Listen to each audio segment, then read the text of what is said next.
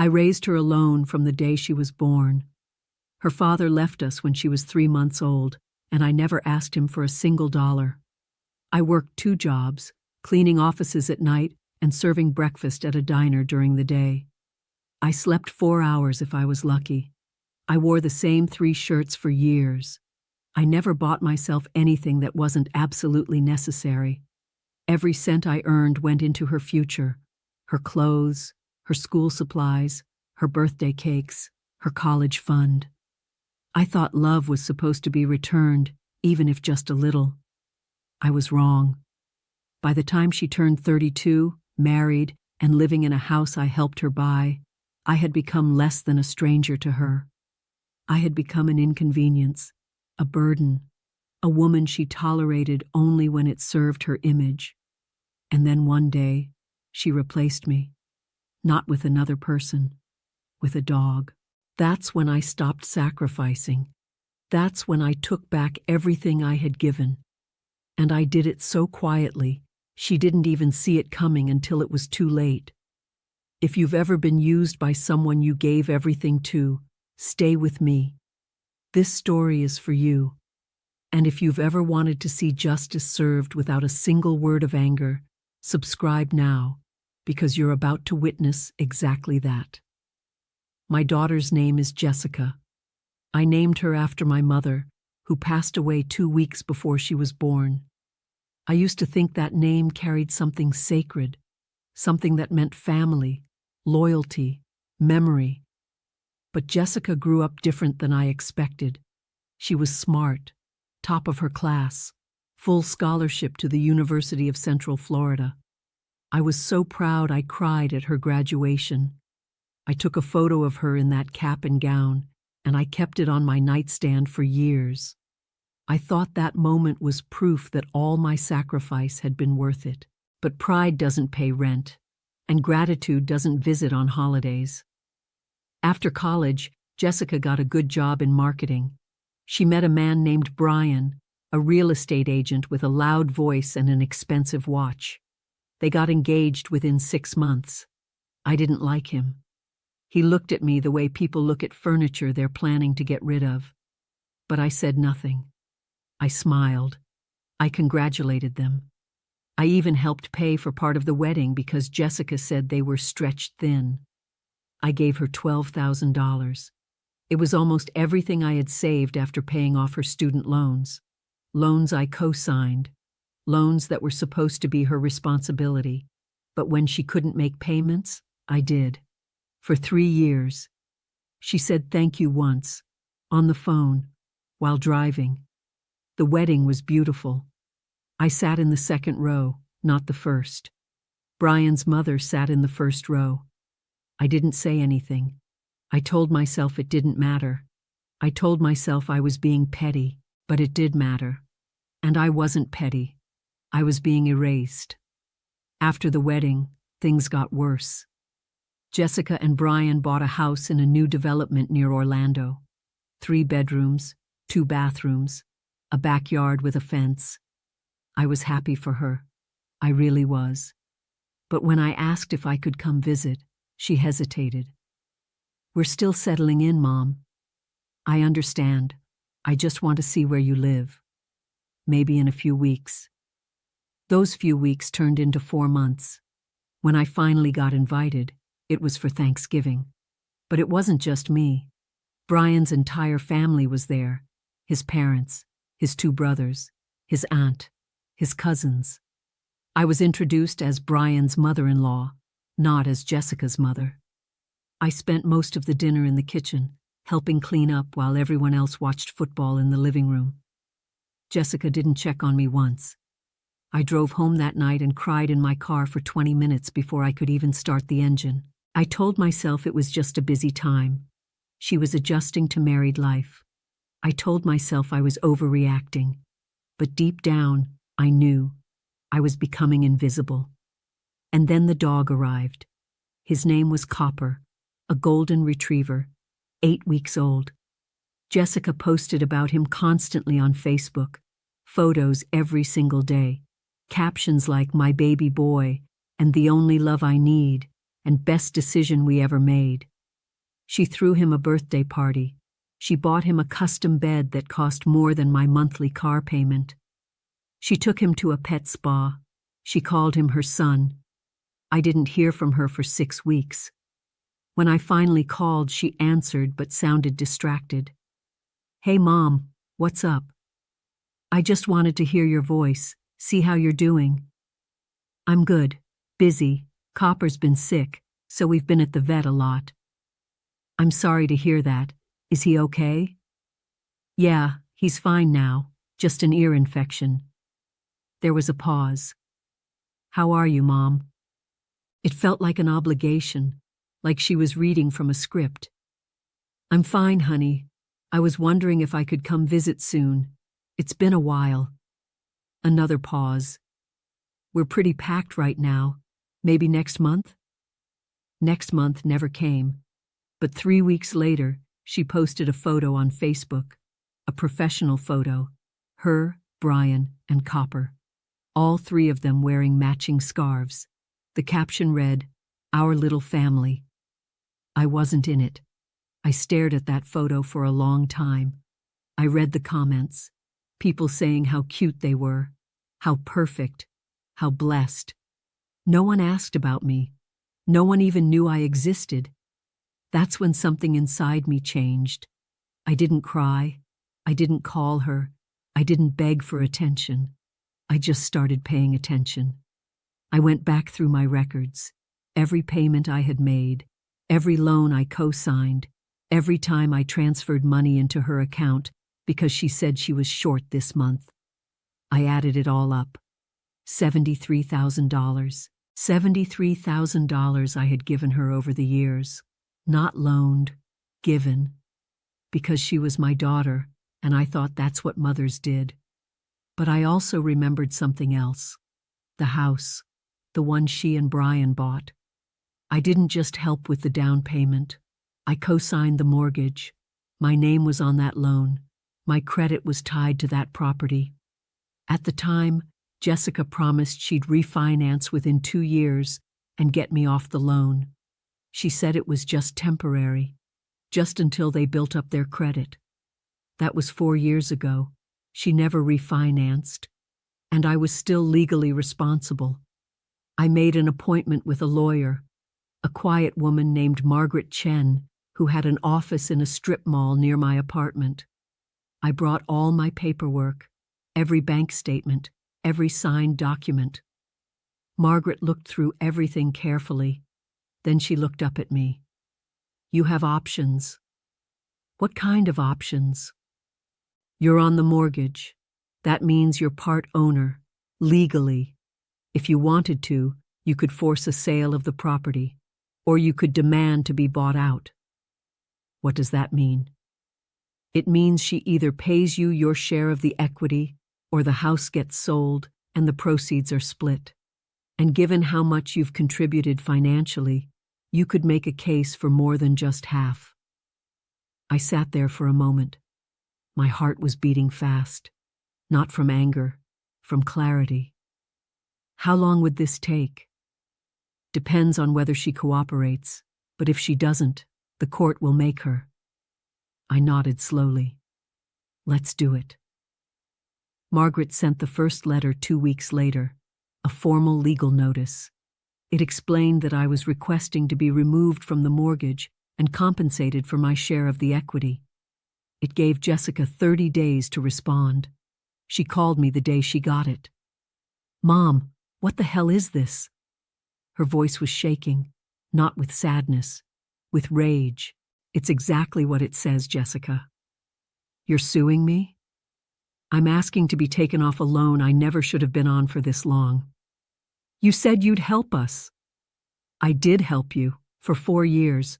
You promised to refinance. You didn't." "We've been busy." "You've been busy with Copper." Silence. "That's what this is about?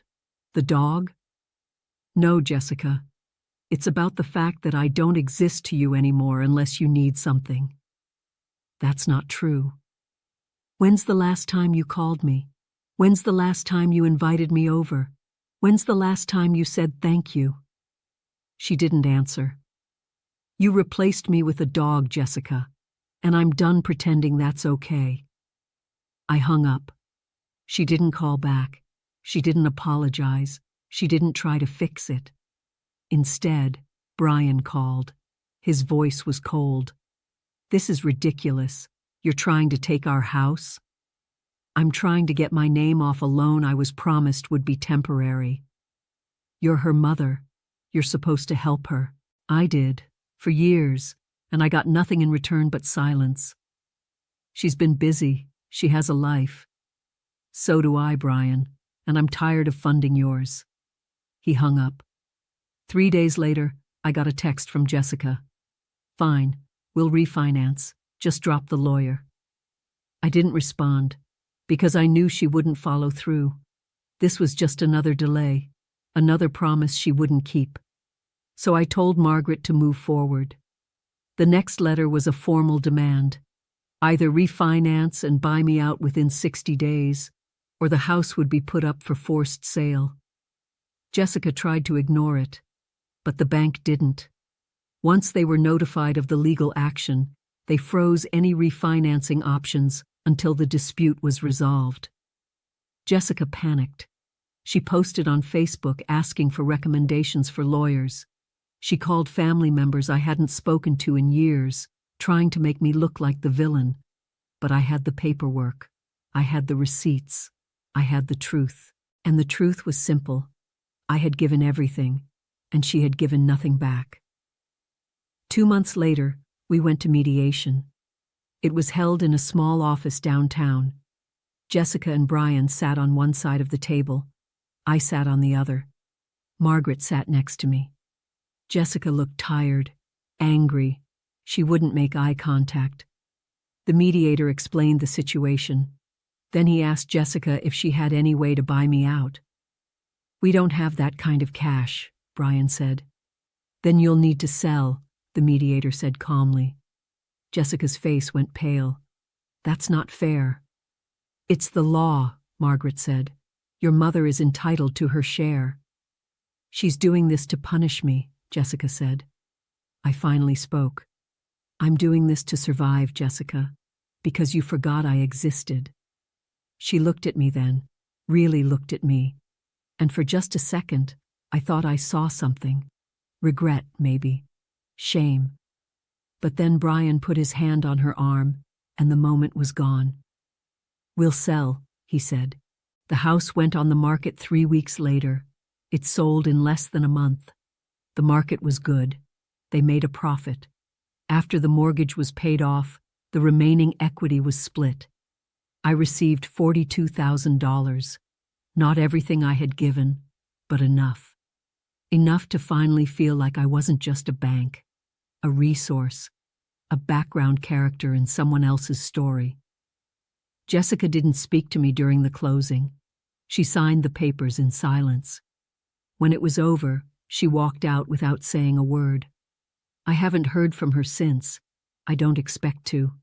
I used the money to move. I found a small house near the coast, 1 bedroom, a little porch, a view of the water if I stand on my toes. It's quiet here, peaceful. I don't check Facebook anymore. I don't wait for calls that won't come.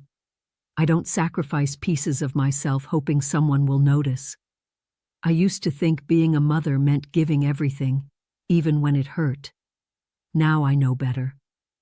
Being a mother means teaching your child that love is not a one-way street, that respect is not optional, that sacrifice without gratitude is not love, it's loss. Jessica may never understand that, and that's her choice. But I understand it now, and that's enough. I planted flowers last week, small ones, nothing fancy, just something to watch grow. Every morning I water them. I sit on my porch with my coffee, and I watch the sun come up over the water. I think about the years I spent running, working, giving, and I don't regret any of it, because it taught me something important. You can't pour from an empty cup, and you can't love someone into loving you back. I gave Jessica everything I had. I gave her a foundation, a future, a chance. What she does with it is up to her. But I'm done carrying the weight of her choices. I'm done being invisible. I'm done being replaced. If you've ever felt like you gave everything and got nothing in return, I want you to know something. You are not selfish for wanting to be seen. You are not cruel for protecting yourself. You are not the villain for refusing to disappear. Take your life back. Take your dignity back. Take your peace back. Because no one else will do it for you, not even the ones you raised. Someone asked me last week if I missed her. I thought about it for a long time, and the answer is no. I miss the daughter I thought I had, the one I imagined, the one I hoped she would become. But the person she actually is, the one who replaced me with a dog and never looked back, I don't miss her at all, and I'm finally okay with that. Love is not supposed to cost you everything. Real love gives back. If you're still waiting for someone to see your worth, stop waiting, show yourself, and walk away from anyone who refuses to see it. That's not revenge. That's dignity. And dignity is the one thing no one can take from you unless you let them. I'm not letting anyone take mine ever again. I wake up now without dread. I go to bed without guilt. I spend my days doing things I actually want to do. Reading, walking, watching the birds. I don't owe anyone an explanation. I don't owe anyone my pain. I don't owe anyone my silence. Jessica made her choice, and I made mine. She chose a dog, a house, a husband, a version of life that didn't include me. I chose myself, and for the first time in 32 years, I'm not apologizing for it. They say blood is thicker than water, but I've learned that blood means nothing if it's only ever flowing one direction. I gave her my blood, my sweat, my years, my money, my heart, and she gave me nothing, not even a seat at her table. So I took my name off her house. I took my money out of her life. I took my expectations, and I buried them. And I walked away. Not in anger, in peace. The last thing I heard about Jessica was from a mutual friend. She and Brian had to downsize. They're renting now, something smaller, something they can actually afford without my help. Copper's still with them, still getting his spa days, still wearing his scarves. Good for him. I hope he knows he's loved, because I know I wasn't. And I'm done pretending that was okay. If you've made it this far, thank you. Thank you for listening. Thank you for witnessing. Thank you for understanding that sometimes the strongest thing you can do is walk away. Not with rage, not with hate, but with clarity. If you've ever been replaced, forgotten, or used, drop a comment. Tell me your story. Let's remind each other that we're not alone. And if you haven't subscribed yet, do it now. Because there are more stories like this, more truths that need to be told, more people who need to hear that it's okay to choose yourself. I'm sitting on my porch right now. The sun is setting, the water is calm, my flowers are blooming, and I am finally free. Not because I got revenge, but because I stopped giving my life to someone who didn't want it. You can't make someone love you, but you can stop letting them destroy you. That's the lesson. That's the truth. That's the ending I chose, and I would choose it again, every single time.